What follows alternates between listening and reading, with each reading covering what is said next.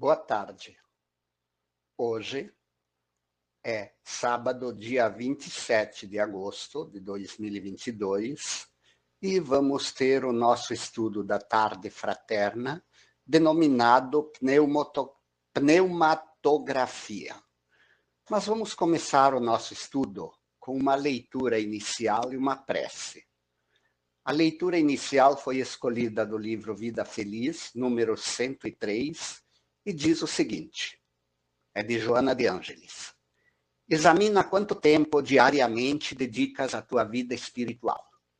Trabalhas, vestes-te, distrais-te, alimentas-te, dormes e reservas breves minutos ao espírito encarnado, mediante uma rápida oração, uma pequena leitura, ou ouves uma palestra, às vezes nenhuma destas concessões lhes facultas. O homem não é somente o corpo e a mente. Antes de tudo, é o ser espiritual que conduz os implementos do corpo e da mente e exige atendimento espiritual para bem executar as tarefas que lhe dizem respeito. O corpo necessita de cuidados para viver, mas a alma também. Vamos elevar nosso pensamento a Deus. Pai querido, elevamos nosso pensamento a vós, rogando o vosso amparo e proteção nesse estudo que vamos realizar sobre a pneumatografia.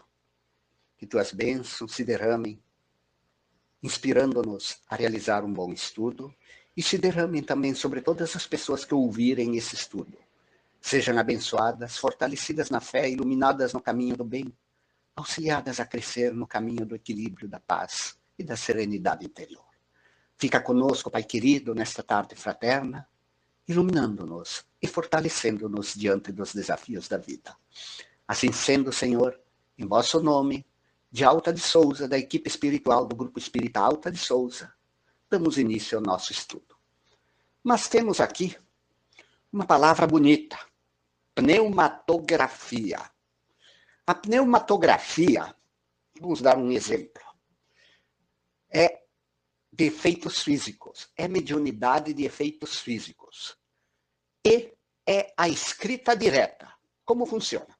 Eu posso colocar numa mesa uma pilha de papel branco, né, e lápis, e o médium de efeitos físicos está lá, outros médiums de suporte, ficam concentrados, ninguém escreve nada, as folhas ficam lá paradinhas e o lápis também. Ao terminar a reunião, a gente olha nas últimas folhas, está escrito uma mensagem. Como os espíritos fizeram isso? A mensagem está lá. Foi feita experiência com giz, com quadro negro, quadro de giz, fechado, lacrado, dentro de uma caixa, e apareceu escrita. Então, Kardec diz o seguinte sobre a pneumatografia, que também é chamada escrita direta. O fenômeno da escrita direta é, não há como negar, um dos mais extraordinários do Espiritismo. Mas por mais diferente ou exótico que nos pareça à primeira vista, constitui hoje fato averiguado e incontestável. Kardec escreveu isso no Livro dos Médiuns, no item 146 do capítulo 12, em 1861. Então, já desde o século XIX, esse fenômeno vem sendo investigado, né? Então, a palavra pneumatografia vem do grego pneuma, que significa sopro, e logia, sopro ou espírito, né? E logia, que foi trocado por grafia, porque é escrita, né? Grafia é escrita em grego. Então, pneumatografia significa escrita do espírito, literalmente, né?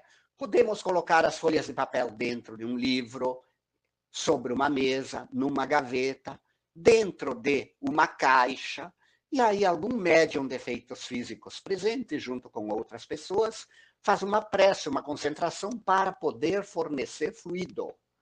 Para poder fornecer fluidos, né? E aí os espíritos fazem palavras, desenhos, sinais e às vezes textos inteiros aparecer, né? Então, essas manifestações estão presentes desde a antiguidade. Se formos lembrar, não teve uma situação lá do profeta Daniel com um rei que apareceram palavras escritas na parede do rei, o rei Baltazar, né? O rei Baltazar, né? Lá de Moisés vem essa história. Apareceram palavras e aí Daniel interpretou as palavras que diziam, num idioma que Daniel conhecia, não lembro qual é, que fostes pesado, medido e dividido. E logo após o reino de Baltazar, num festim. Logo após o reino de Baltazar, estourou uma guerra, né? E o reino foi dividido. Está lá na Bíblia, no livro de Daniel, né? Então, quem primeiro estudou isso é Guldenstubbe, sobre essas experiências. Delane que descreve, né?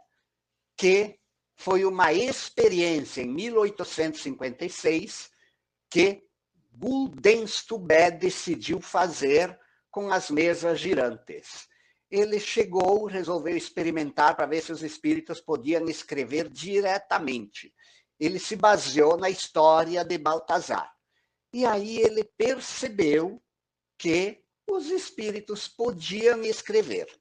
A história de Baltazar está no livro de Daniel, capítulo 5, versículos 10 a 29, intitulado Festim de Baltazar. E aí o Gulden, aí está difícil de ler esse nome, né? Guldenstubbe, né? Ele fez a seguinte experiência. Colocou uma folha de papel em branco e um lápis dentro de uma caixinha fechada à chave, guardando essa chave consigo. Durante 12 dias, ele se concentrava e esperava inutilmente, sem observar acontecer nada. Teve paciência. Uma das coisas necessárias em experimentações mediúnicas, aliás, essenciais, é a paciência, né? A 13 de agosto de 1856, ele notou caracteres misteriosos no papel. Repetiu por 10 vezes a experiência no mesmo dia e os espíritos escreveram bastante. No dia seguinte, 14 de agosto, ele fez 20 vezes a mesma experiência. E ele percebeu que apareciam caracteres e palavras na língua estônia. Estônia, que ninguém sabia falar estônia, lá da Estônia, um país lá que pertenceu ao bloco soviético, né? Hoje é um país independente, né? Então ele parou de colocar o lápis. Ele percebeu que não precisava do lápis. Colocava uma folha de papel dentro de uma gaveta e também ele obteve, né, essas comunicações. Esse barão de Guldenstubbe repetiu a experiência na frente do conde Dorches e obteve uma comunicação de sua mãe, cuja assinatura e letras foram reconhecidas como autênticas quando comparadas com os autógrafos. Leon Denis também fala acerca desse Guldenstubbe, que foi quem primeiro fez as mensagens. O Leon Denis ele escreveu, né, no livro No Invisível, lá pelas páginas 219 a 220, que o Guldenstubbe era indubitavelmente médium e em várias condições obteve mensagens escritas.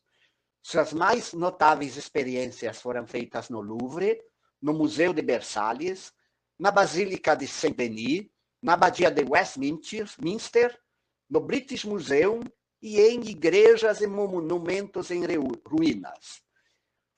O Leon Denis cita como testemunhas o senhor de Lamare, que era redator-chefe do jornal La Patrie, né?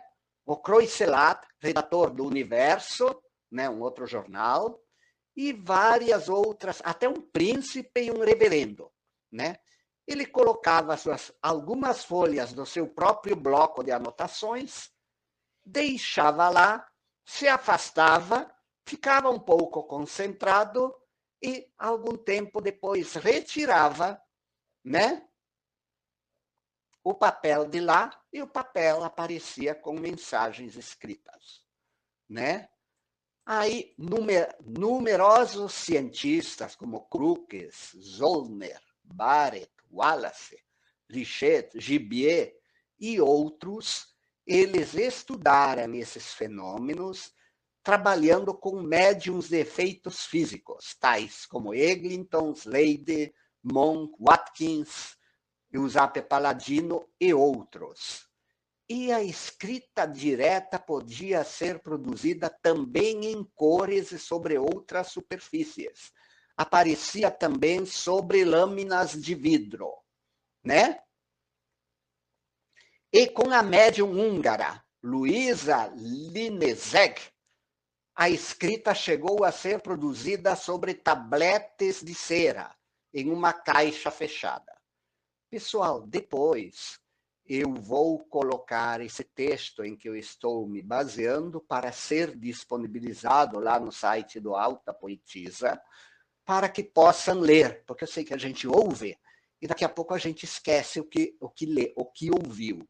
E aí, lendo é melhor para poder fixar, né?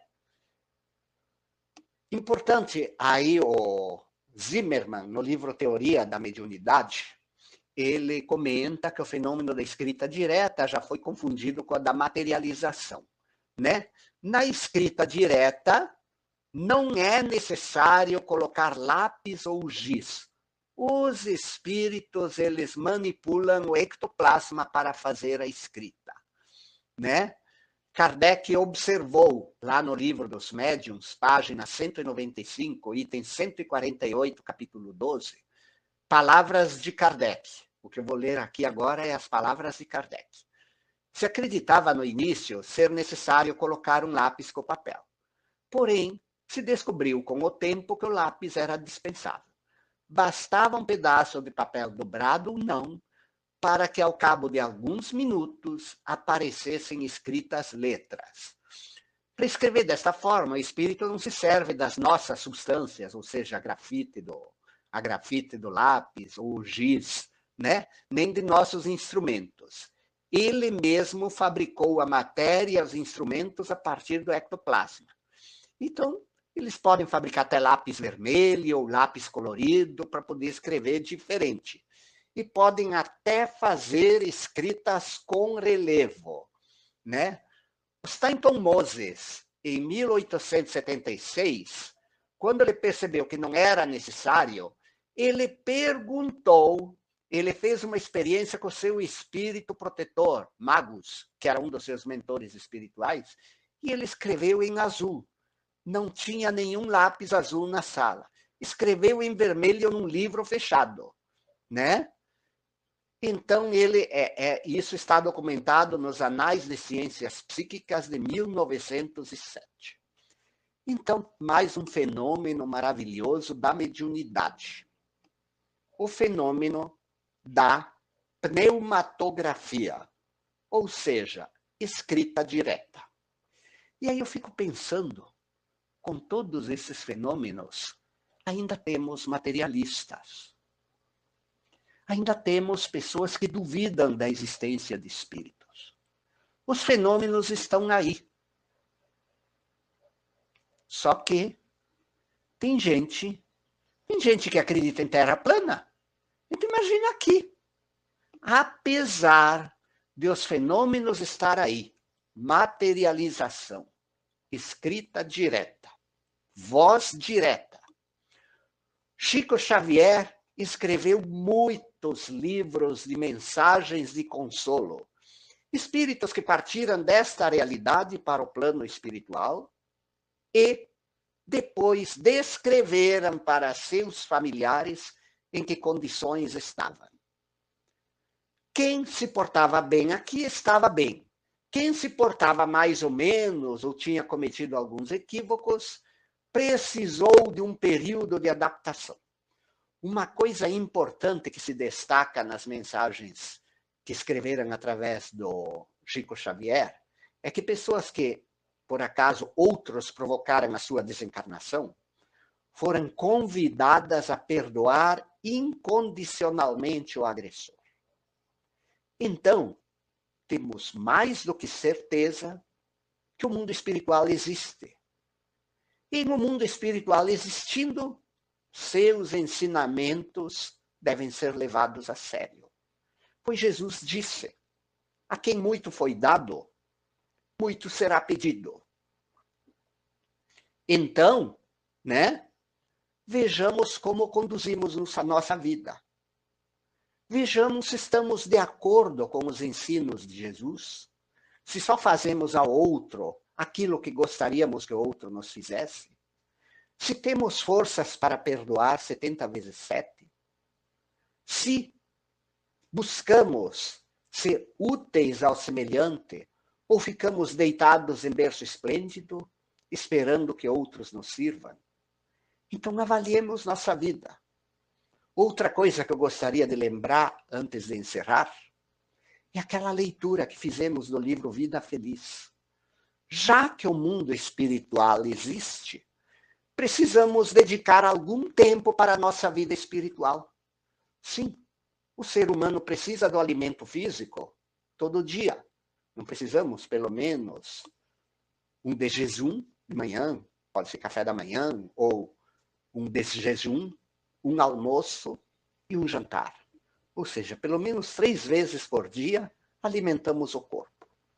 E alimentar o espírito? Quantas vezes alimentamos? E como podemos alimentar o espírito?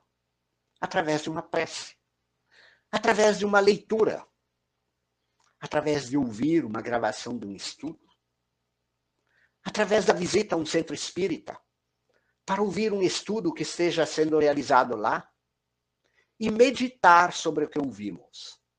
Porque não basta ficar ouvindo, dizer ele falou bonito e depois não pensar sobre o assunto. Precisamos pensar sobre o que lemos. Começamos dedicando a nossa vida espiritual uma prece ao amanhecer, pelo menos, e uma prece ao anoitecer, agradecendo pelas experiências do dia, pedindo ajuda onde percebemos, pedindo pelas pessoas que sabemos que precisam de ajuda. Então, diante de tantas provas, não esqueçamos de dedicar um tempo de nossa vida para a vida espiritual. Assim como o corpo precisa de cuidados para viver, a alma também precisa. E finalizando o nosso estudo, convido a todos para depois ler o texto e meditar sobre ele.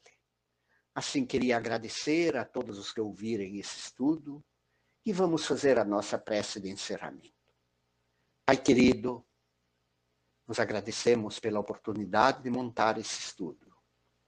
Nos agradecemos pela oportunidade de estudar este assunto.